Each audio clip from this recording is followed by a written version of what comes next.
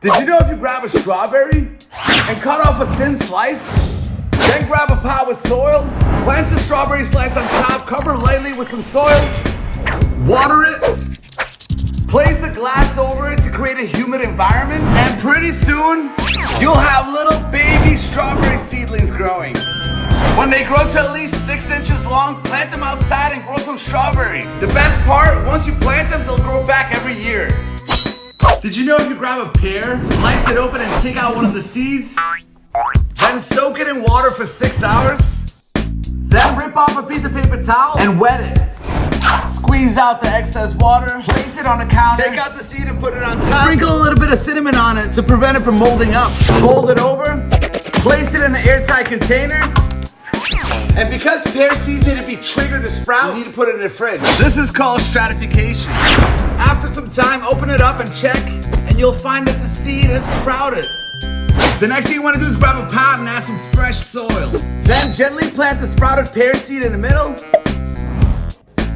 Water it. Then grab a shot glass and cover it for humidity. Pretty soon, it'll grow its first baby leaves. And then grow into a seedling.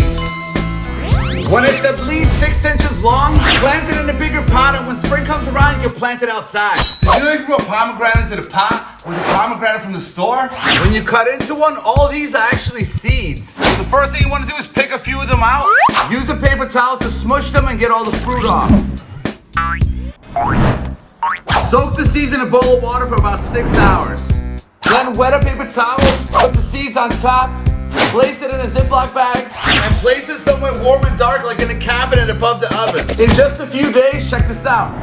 Boom, the seeds have sprouted. Then plant each one in a pot with soil, water it, and cover it with a bottle for humidity.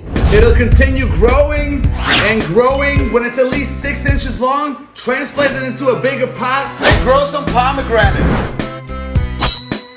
Did you know if you grab a mango, cut all the fruit off until you're left with the husk, then use a sharp knife to create a little slit in the middle. Grab a butter knife and carefully pry it open. Inside of it, you'll find a baby mango seed. Soak the seed in a bowl of water for 1 hour. Then grab a pot with soil, grab the seed and plant to the side where it curves.